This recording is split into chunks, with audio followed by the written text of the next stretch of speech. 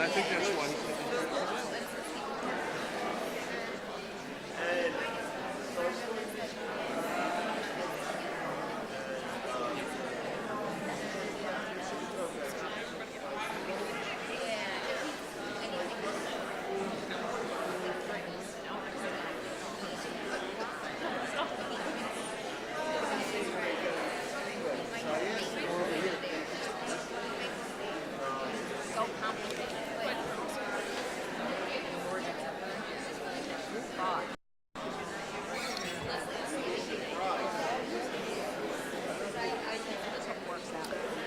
Good evening.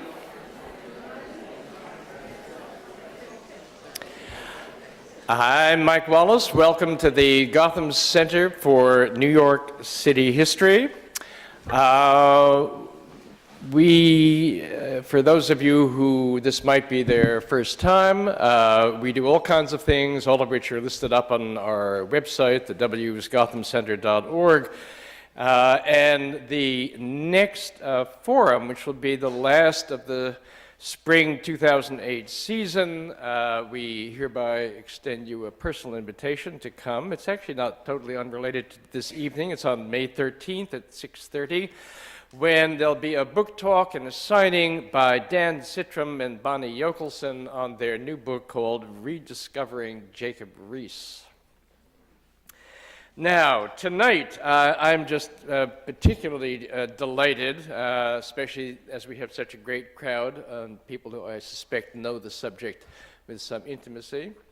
I write on the history of New York City, and obviously the garment business is somewhere right near the core of that trajectory. At the moment, I'm actually working on New York during the Second War, and am fascinated to see that it's just at the fall of Paris when, for the first time, you don't have the annual season because, you know, the city has fallen, that 7th Avenue instantly is on the case, and they say, this is the moment when we can pass the torch from Paris to New York City and make this the center of the fashion and the garment industry, and a remarkable story. And it's just about when our focus this evening will start. Also, I have to say my personal focus goes back even farther.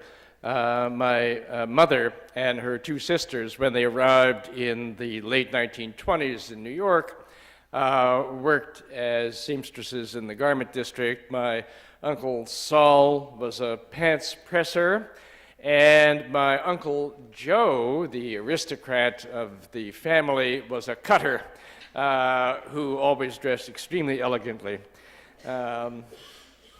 So here's the arrangement for this evening. We're going to have various layers of things here, and I'm going to just introduce quickly the people who are going to actually be running the evening, moderating the conversation, and the two folks who are in charge tonight are Richard Greenwald, who is the Dean of the Casperson School of Graduate Studies and Director of Business, Society, and Culture Program and Associate Professor of History at Drew University in Madison, New Jersey. He is the author of The Triangle Fire and the Protocols of Peace and Industrial Democracy in the Progressive Era.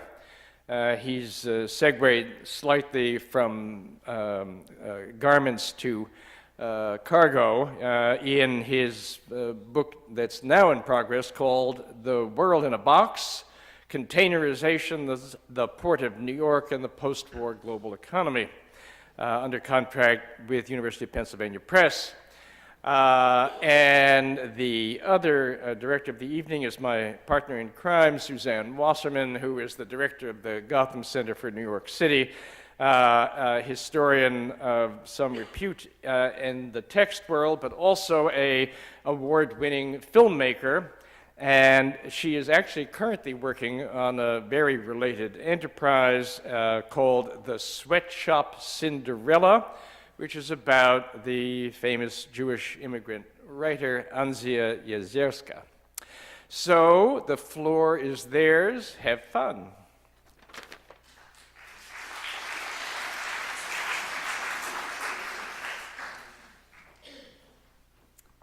Thank you.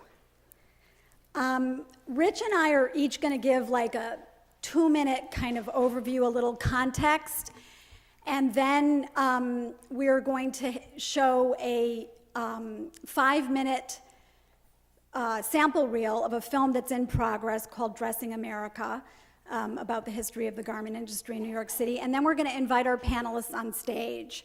So there's a couple of things going on this evening, but I just wanted to say a few words about the garment district, the corner of which we're sitting in right now.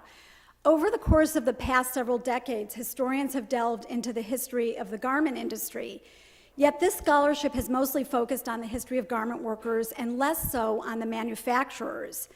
The historian Thomas Kessner, who teaches here at the Graduate Center, has noted that garment manufacturing has played a critical part in American entrepreneurial and business history, but has largely been ignored.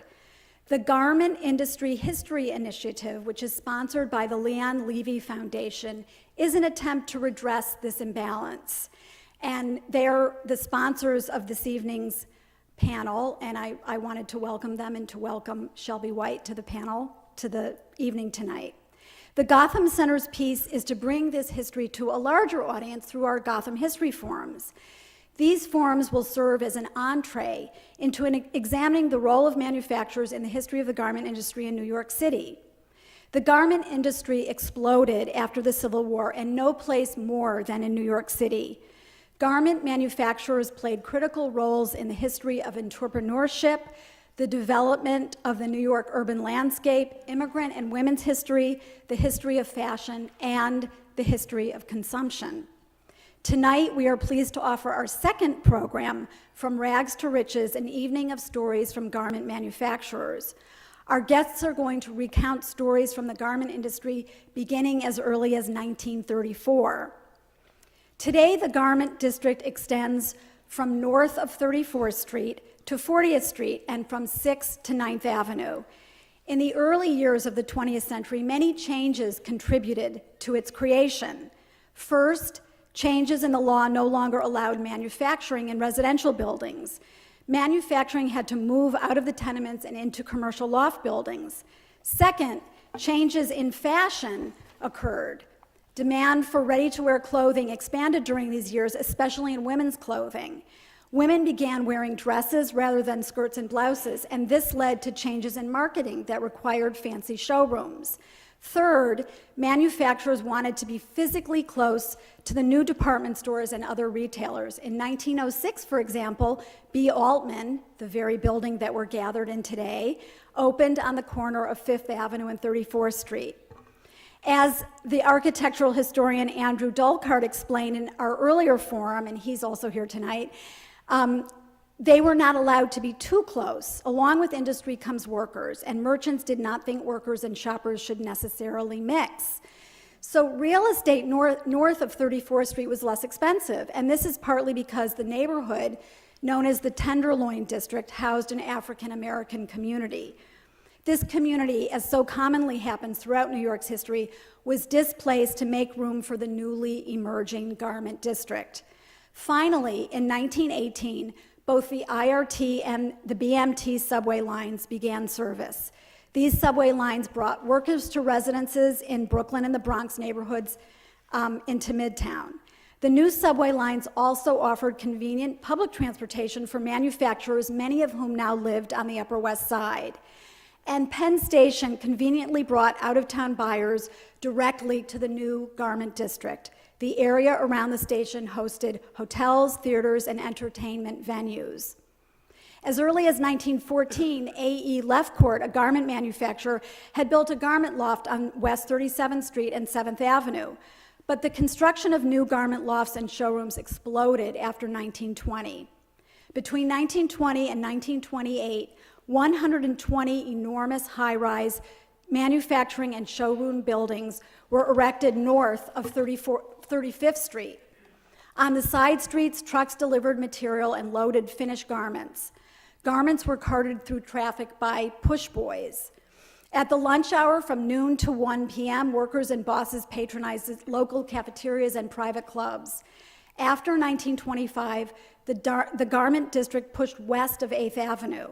By the late 1920s, the garment district was home to half of the city's garment plants. And by 1931, the garment district had the largest concentration of clothing manufacturers in the world. And this is where our participants enter as history makers. The senior member of this esteemed group tonight entered the world of manufacturing in 1934. Now Richard Greenwald is going to talk for a few minutes about how the industry worked, and then we'll hear from our panelists in a few minutes. Thank you.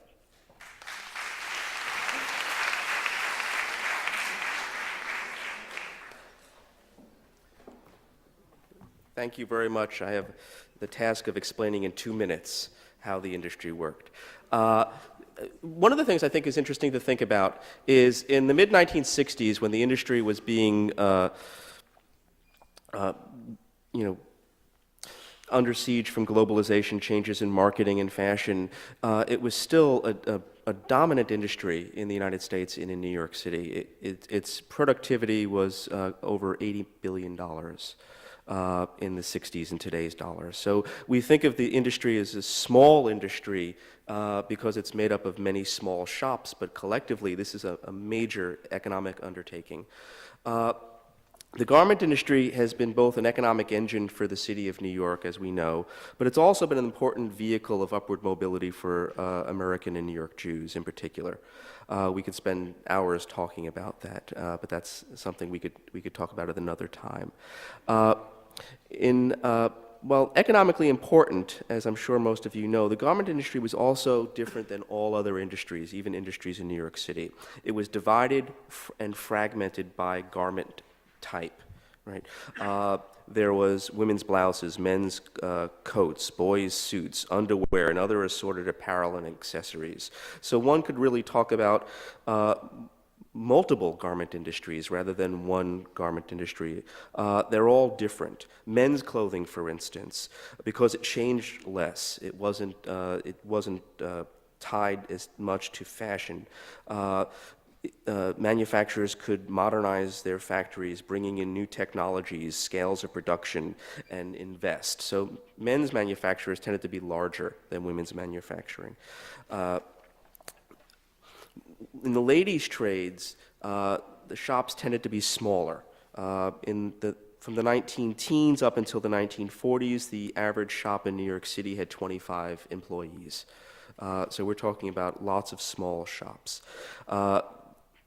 They followed what business historian Phil Scranton calls flexible specialization of a sort. Manufacturers tended to find a niche, manufacturing a certain garment of a certain type in a certain style, and they tried to make a go out of it.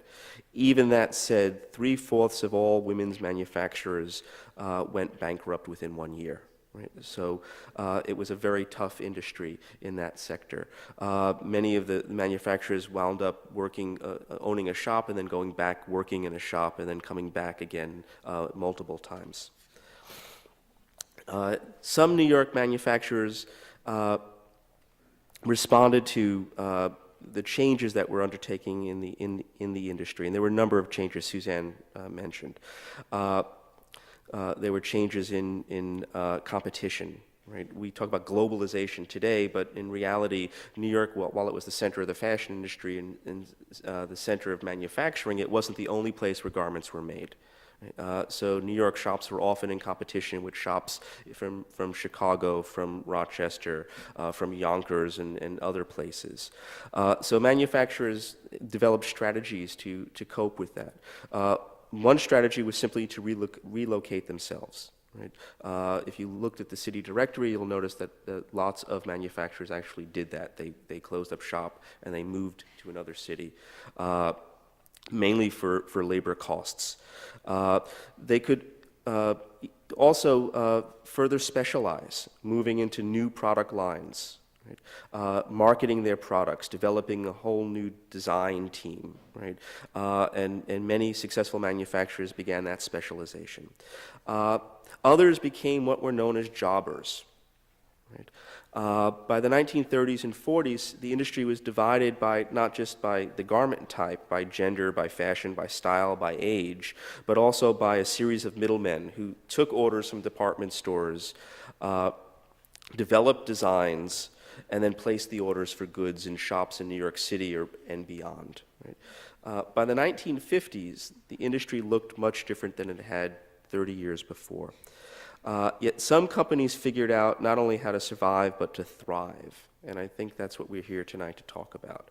We're going to talk to individuals who were successful in this industry, figured out how it worked, and we get to hear their stories.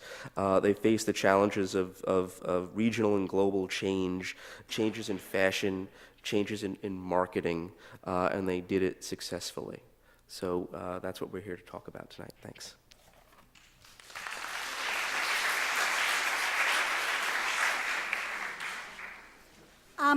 Before we screen the 5-minute clip, I just wanted to also introduce Sarah Crean. She's going to talk for a few minutes about the garment industry today, and then we'll move back to looking back over the past 75 years. Sarah Crean was executive director of the Garment Industry Development Corporation from 2004 to 2007, and she has a 1999 master's in urban planning from Columbia University and has worked on garment center policy issues since 2000. Sarah.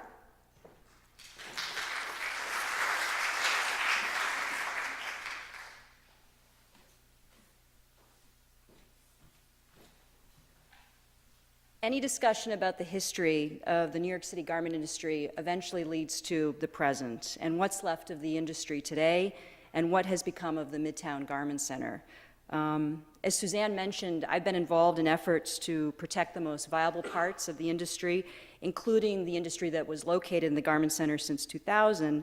And the short answer to the question is that today you have just shy of about 24,000 workers involved in apparel manufacturing in New York City, so in the 5 boroughs, which, as I'm sure many of you know, is really a fraction of what you had. I mean, in the middle of the century, you had several 100,000 people who would have been involved in apparel manufacturing. And today it's about 24,000.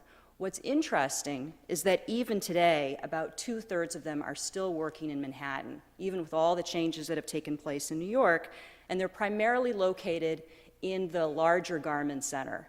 You do have a cluster in Chinatown as well, but the big chunk is still in the garment center. As everybody knows, the losses of both jobs and companies during this whole period has been tremendous, and some years have been worse than others. There were years where losses were as much as 10 or 15%, especially during the dot-com boom in 2000 and 2001.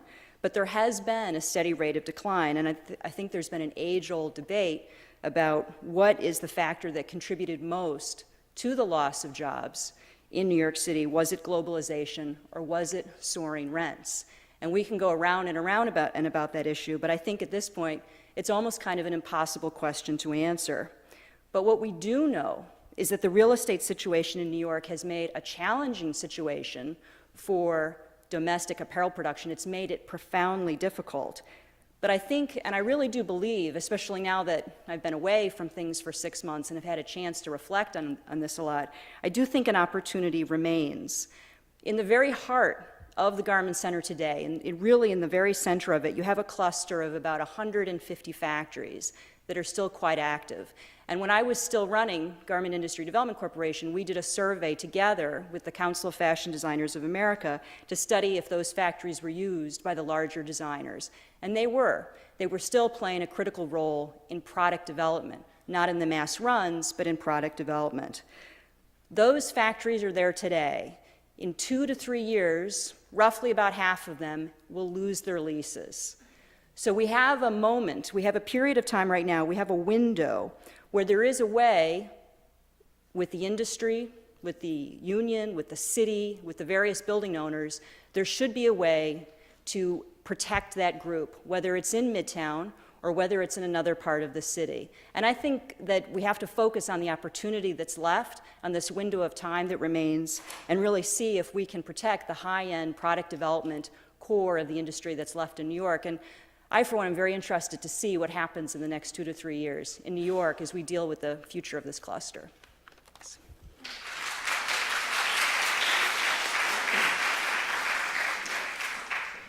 Okay, now we are going to we're going to go back in time, and we're going to screen a 5-minute trailer that Pacific Street Films, from their forthcoming film, Dressing America. This is a rough trailer, but we wanted to just give you a little taste of this film that's going to be coming out, and it will screen here. It's called Dressing America, and it will screen here at the Gotham Center next spring. So we're going to dim the lights, and then we're going to show the 5-minute clip.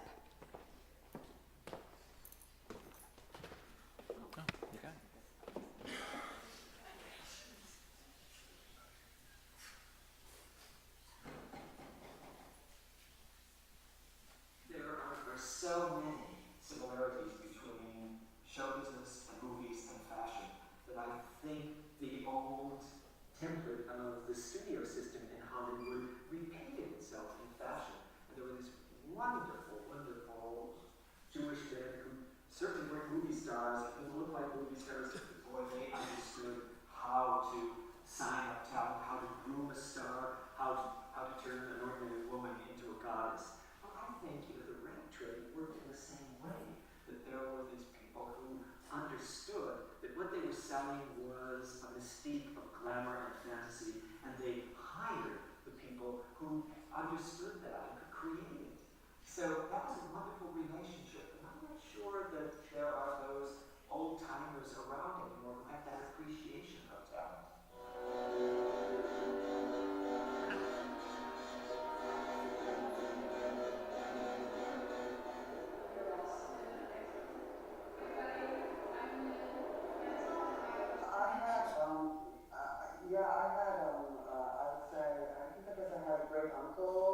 Who was like in the schmucker business, you know. So I had grown up with like a little bit of that kind of knowledge, or Jesus, the schmucker business is a hard way to make money, and and it's the truth. And regardless of whether you're selling expensive schmuckers or cheap schmuckers, they're schmuckers. And Steve gets upset with me sometimes. I'm like, "Chucky, come on, it's just clothes. It's just a schmucker. Who cares?"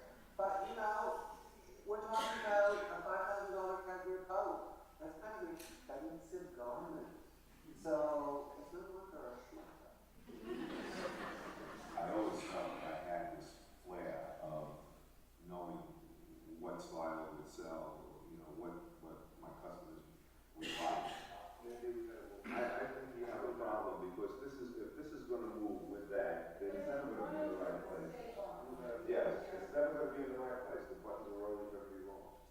Quite honestly, I will tell you that if you were a Jewish parent in the 1960s or 50s or 70s, you wouldn't be so proud if your children entered the garment center. It was kind of the low end.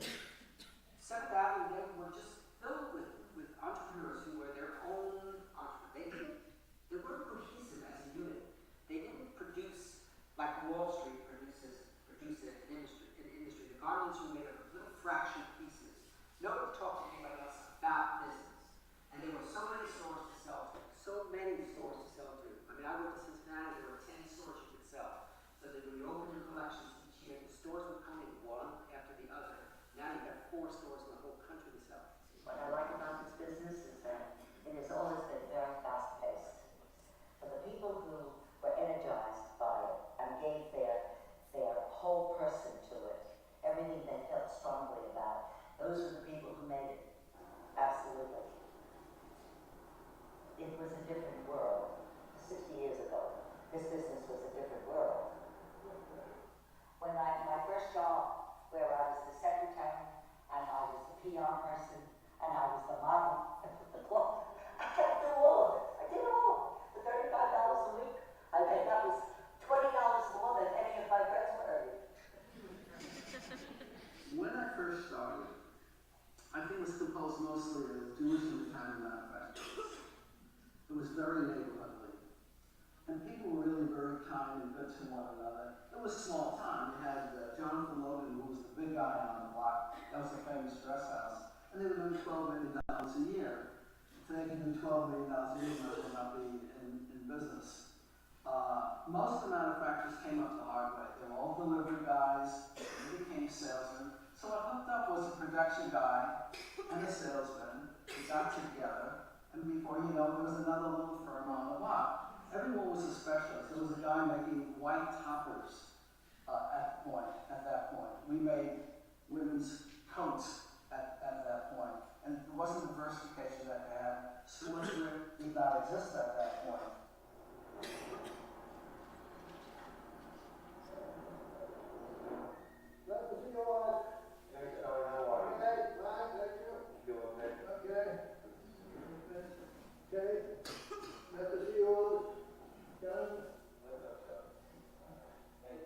John, 5 minutes.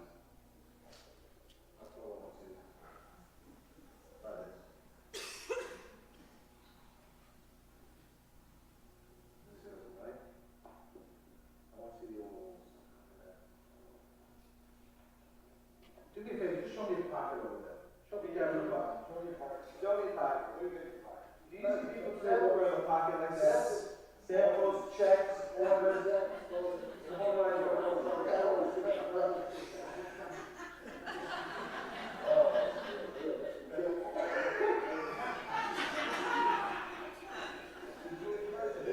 We need to see guys like that today with checks. We put it in our regular pocket. We get in a file cabinet instead of the checks.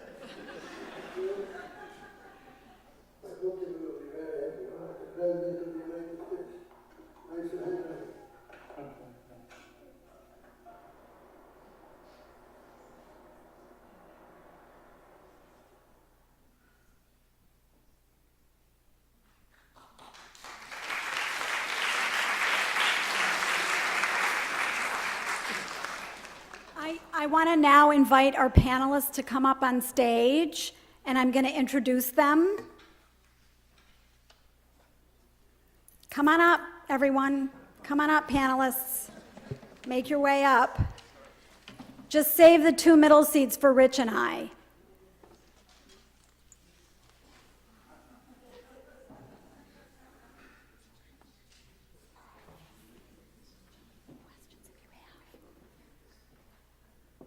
While they're making their way up, I'll introduce them. This is Gloria Gelfand, who you saw in the film. She is president of Gelfand Marketing Solutions and has been involved in marketing since 1944. She was, and I hope I'm getting all this right, so you'll all correct me. She was senior vice president at White Stag at age 23. Is that correct? Eastern sales manager at Eastern 20. sales manager at age I'm 23. president of a company until my boss was this one, and I opened up the first bridge division. Okay. Ruth Zelinka and her husband began Zelinka Matlick Coat Manufacturers in 1934. John Pomerantz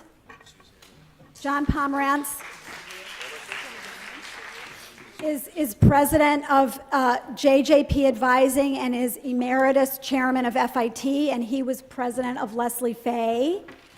And Richard Schwartz on the end is the former chair of the New York State Council for the Arts, and he was president and CEO of Jonathan Logan.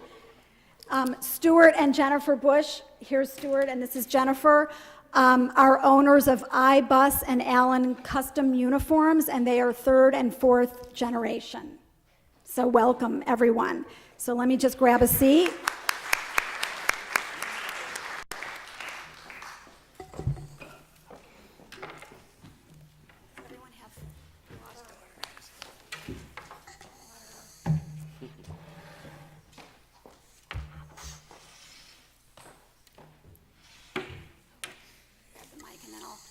So we're actually going to spend the next, 50 minutes or so having a conversation, and then we'll open it up. I know there's so many people in the audience that have their own questions and comments that we'll have plenty of time for a Q&A. But I'm first going to ask Gloria, who's sitting to my right, a few questions to talk a little bit, and then we'll move around the table. So, Gloria, you went to work for White Stag in 1945. Can you talk a little bit about the background of the company and your position in it? White Stag actually was not White Stag when I went to work there. It was a ski wear company, the first manufactured ski wear in the world. and the name of the company was Hirsch Weiss Manufacturing Company out of Portland, Oregon. The young son had graduated Dartmouth. He didn't want to go into his father's business unless he allowed him to produce ski wear, first men's, then women's. He took Otto Schnabes from Dartmouth, the ski instructor, took him to Portland, and they did the first ready-to-wear ski wear in the world. When I joined the company, I joined in New York City. Lucky me, I had a mentor who was considered, from a marketing point of view, probably the most brilliant man in marketing that was. And I was lucky, as I said, and it was 1944 when I went to work for Burton Camberg, who was later written up as probably a marketing genius. He decided that I was not to go to school at night to take a business course at NYU. He decided that he was going to put me through school, and the first courses that I took were instrumental in everything that has happened to me in this business world. And I only mention a few, but the one that was the most important was the opening of the brand new school. Brand new school.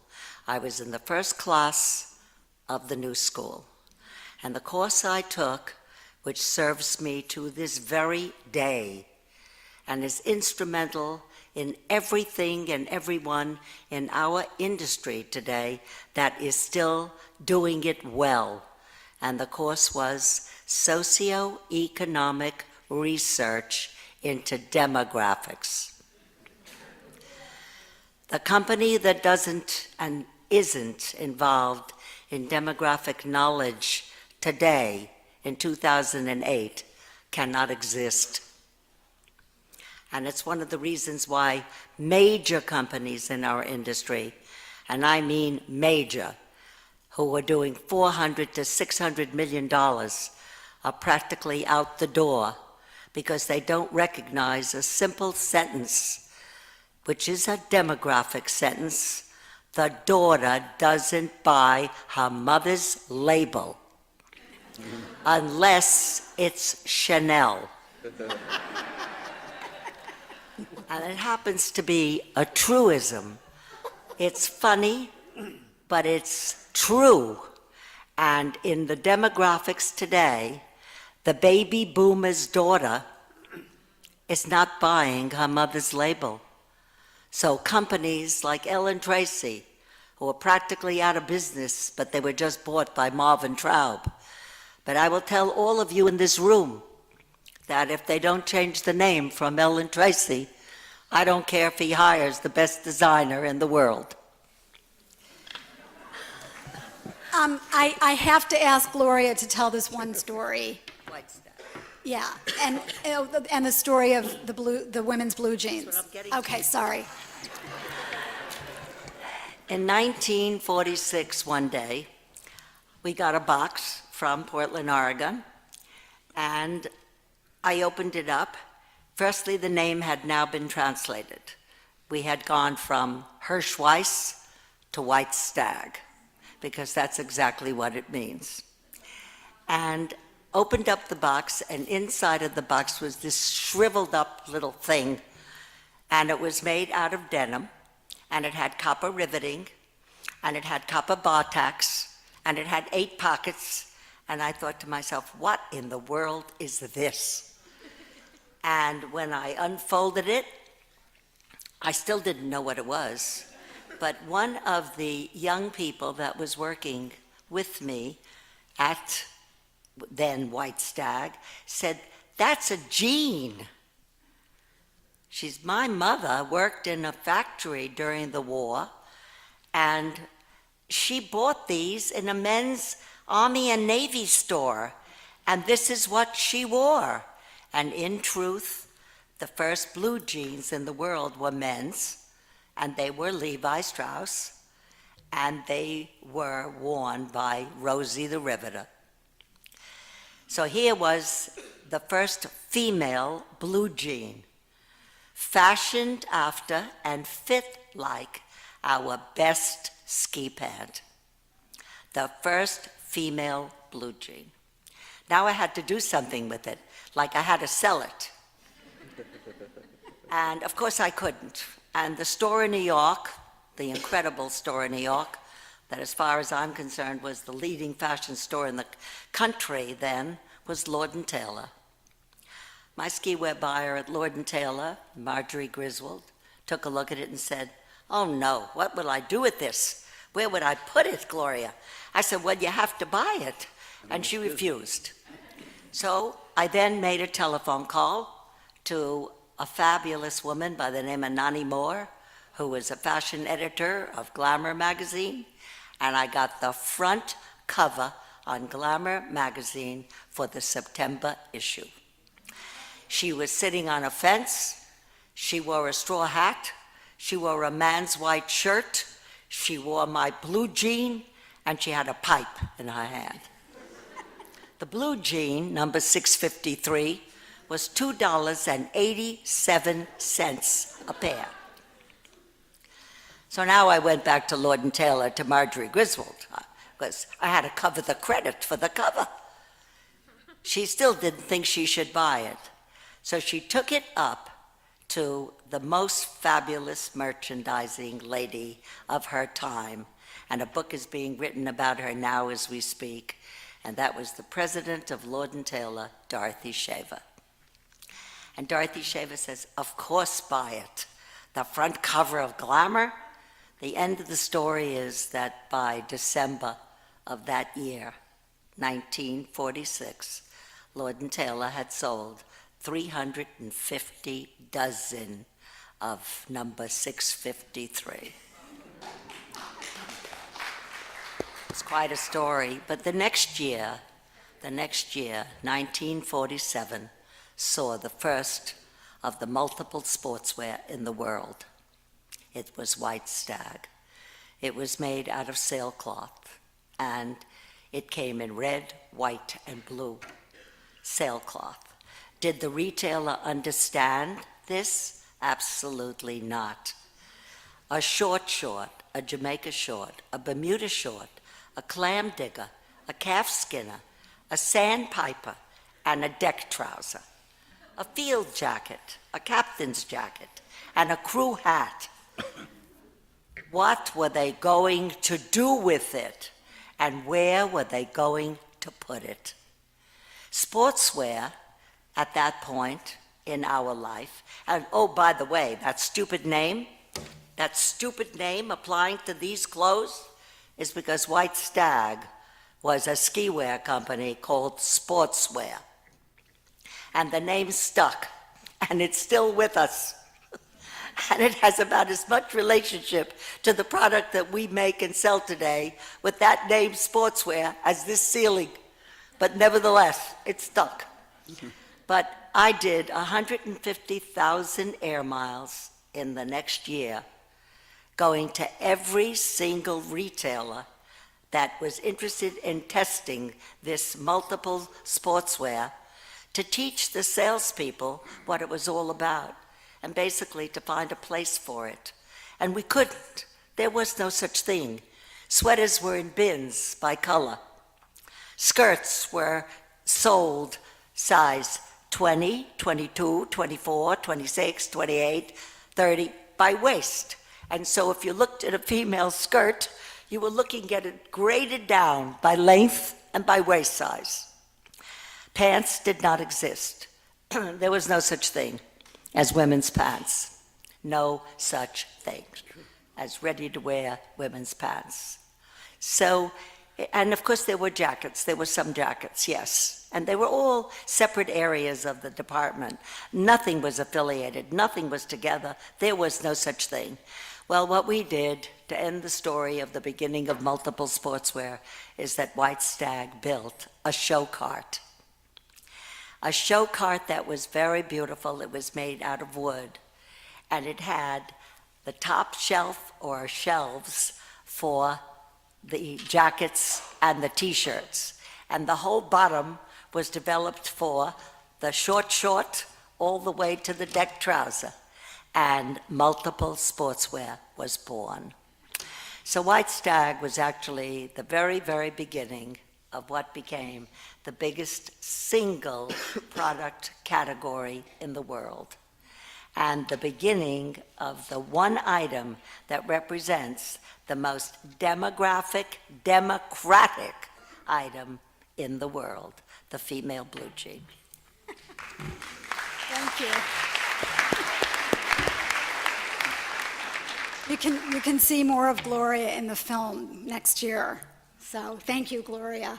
I'm gonna move on to ask Ruth a couple of questions because Ruth's company, Zelinka Matlick, started the ladies' coats and suit business in 1934. So Ruth, can you tell us a little bit about the origins of your company?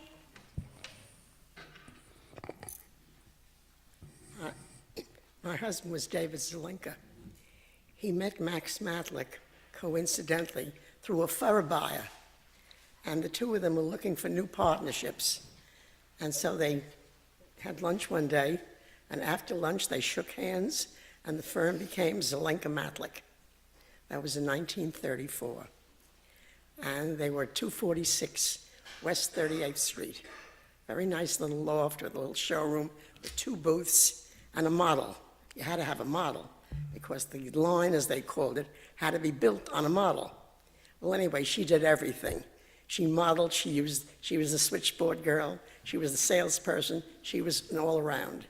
Anyway, business went very well, and I believe it was in 1940 that they moved to 512 7th Avenue, and that became a very, very nice showroom, and business flourished and things went on beautifully. And I came into the picture when we started to go to Europe and to go to the Couture in Paris and the Alta Moda in Italy. And Dave became very interested in fabrics from Belgium, where it was reinstated again after the war, and he was honored by decorated by the King of Belgium for reinstating the fabrics and so forth.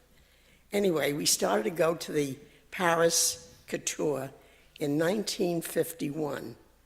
It was a winter trip, and I got there only by coincidence. I had taken a raffle at my temple, and the winning was a 18-day cruise, which I didn't want to go on. I didn't like cruises. And so I traded my cruise ticket into a trip to Europe, a round trip to Europe, which at that time was very expensive. It was $1,000 each way.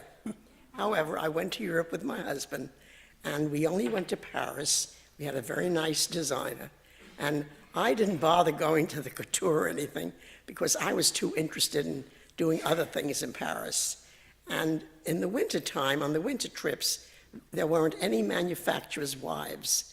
They all made the summer trips where they came to Europe by ship, took a vacation and so forth. So I became very friendly with a lot of the buyers and merchandise ladies and so forth. And after a day's work, they'd call me up to their apartments and say, Ruth, is there anything you want? Because it was from their buying offices. Well, I have treasures from those trips. Anyway, we continued going to Europe until 1974, when my husband phased out the business and retired.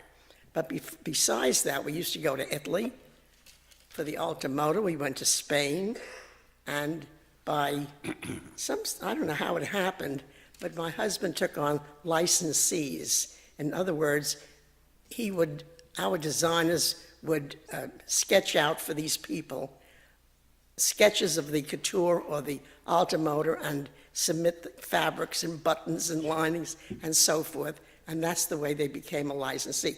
But before my husband took them on, he wanted to visit and see what kind of garments they made and so forth. So, of course, I had to tag along, which took me all around the world a few times, and that was wonderful. I have a very interesting story to tell on these 2 little boys sitting here, Freddie Pomerantz and Dick Schwartz. Pardon? John Pomerantz. I said Johnny. No, you said Fred. I said what? Fred. Oh, I'm sorry. Anyway, one day, My husband tells this story. One day, they had two clubs in the garment industry, the 1407 Club and the 500 Club. They were eating clubs.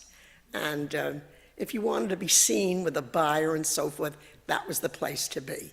But my husband and his partner innovated something on 7th Avenue in the very, very early days of their business, whereby they closed the showroom at 12 o'clock.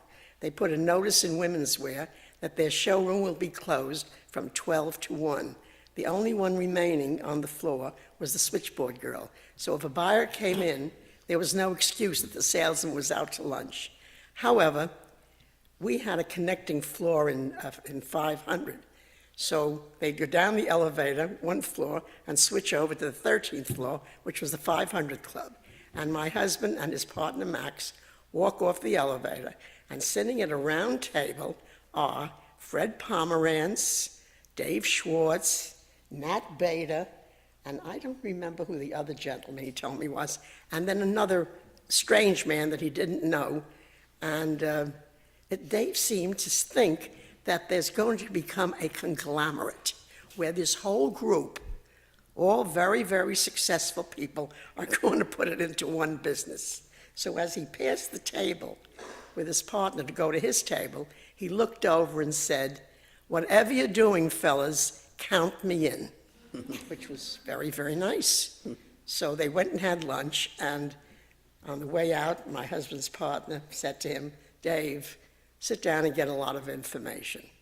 So Dave sat down. He was introduced to the man that he didn't know, and they start talking, and the next thing he knows, out comes a huge sheet, and he's looking at it and he's listening. He said, "Count me in." They were building a new shul on 7th Avenue.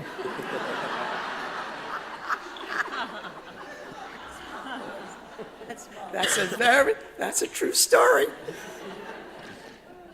Anyway, he was counted in, along with these two young ones. And I'm most delighted to be here this evening, especially to see these two young men whom I known, I can't tell you how long. I knew Dick's mother. She and I, by a coincidence, went to school together and graduated. This is high school, so that was a long time that I knew her. And of course, Freddie and Francis I've known for a long time. So it's like old family. Little did I know that this is also a small world and everybody's related. Thank you, Ruth. We'll come back and ask them more questions, because obviously this is just the tip of the iceberg. But now I'm going to turn the mic over to Rich, and Rich is going to talk to John and Richard. Sure, very good. For John, a couple of questions came to mind to move this closer. Can you tell us about the origins of Leslie Fay and your family's role? Yes, my father was in a business with his brother called Palmet during the war. And he couldn't get fabric because you needed the fabrics for parachutes, for the women's auxiliary, the wax. And so he decided to try to make garments for the wax. And they gave him the fabric, he made the uniforms, and they gave him a fit of their average size, which was so different than his size that he thought they were nuts. But they said, that's what it is. So he decided, he shipped one of his styles in that fit to Filings of Boston, and he shipped it to Filings of Boston two different ways. The fit that they gave from the wax and his regular fit. And the new fit just sold out like crazy. And what it was a petite, you probably know what that is, a petite dress, small sizes. So after the war, he left his brother and he went into a company named after my sister called Leslie Fay. And it was Leslie Fay fits you to a T, and it was a tape measure that was a T if you're 5'4" and under. And that's how Leslie Fay started. That was 1947. I wasn't there. What were the challenges for you in the business?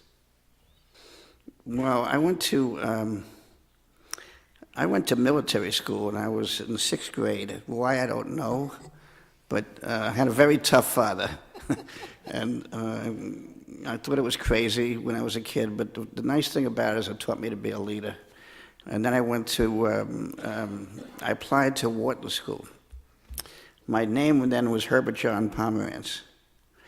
And, but I got refused at Wharton School this is in 1951. And then 2 weeks later, John J. Pomerantz gets a letter and he's accepted. So I changed my name to John J. Pomerantz. And I went to Wharton School, and this is a true story. And, and I graduated Wharton in 51, and that was during the war. And my father could never go into the war, and he wanted me to go into the Army. And what happened is I got drafted, and I went to Fort Dix. I was there one day, and they didn't like my knee, my left knee, which I don't like today either, but, and they let me go. And what happened then is I came back, and he was really PO'd about it, because he wanted me to, he wanted me to represent the family. And I went out to Wilkes-Barre, Pennsylvania. And, but one of the things I asked my father when I first got out of college, because he used to do a lot of advertising, and I came out and I said, Wharton School of Marketing is what I came out of.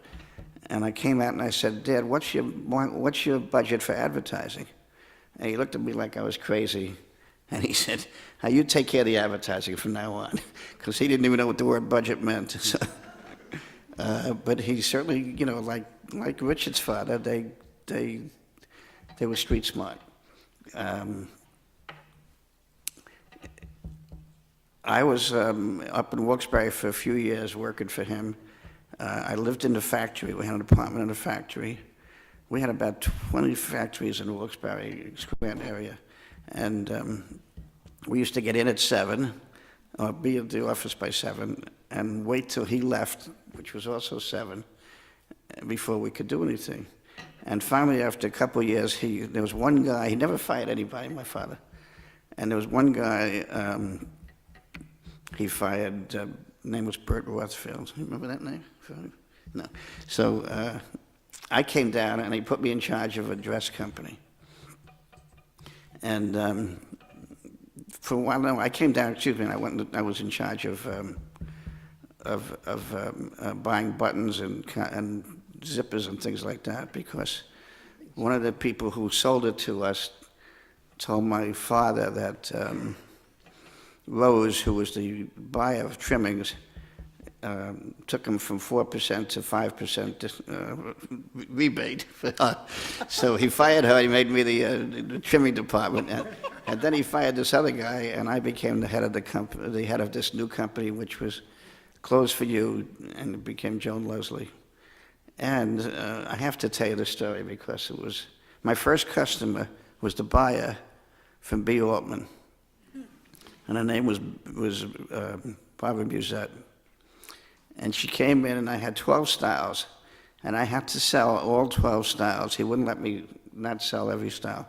And the reason for that is because one of his friends was known as the chiffon king in America, and all of a sudden chiffon dresses got a little slow, and he went into another kind of dress, and they said, we don't need that from you. When chiffons come back, we'll buy from you. So the guy went out of business. So I had 12 styles. I had to sell every style. There was so anyhow, the Bobby Musette came in here and to my show, and she was a young girl, and she said to me, I showed her a dress, and she said, how do you zip that dress up? And I said, I don't know. I spent most of my life trying to zip this down.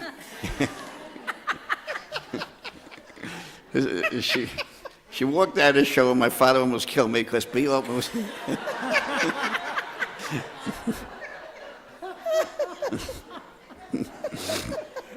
But she became one of my best friends. Oh, sure.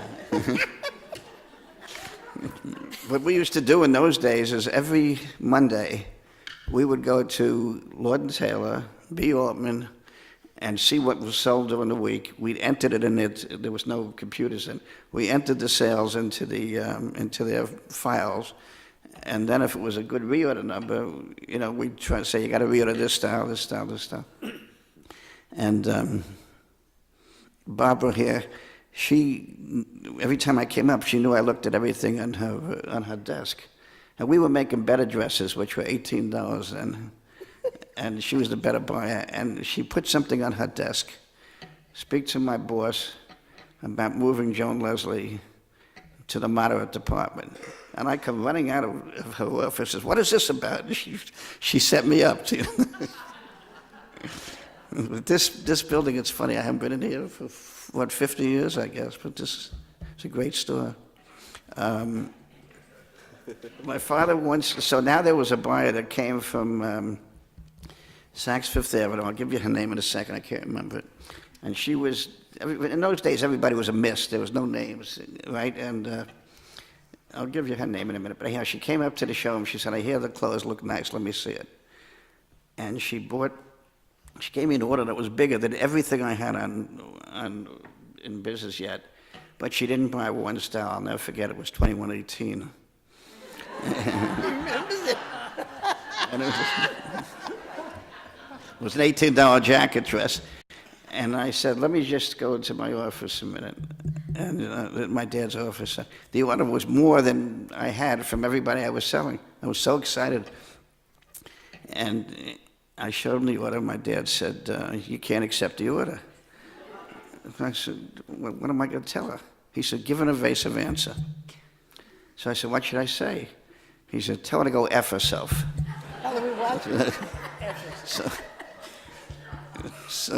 So I went back and he said, "What did he say?" And I told her, and she started to laugh. And I said, "If you bought 4 pieces of this style, he couldn't stop me from taking the order," which she did. It was Grace Buchanan was the name of the buyer, and she became one of my mentors. It was so that was. I remember. I guess I'll never forget starting out. That's what I started out with. Thank you. Thank you. I don't know if I answered your question. Yes, you did. I want to ask just one more question about FIT, since you were so deeply involved in it. I was wondering if you could tell us about how FIT transformed itself during the years of your involvement.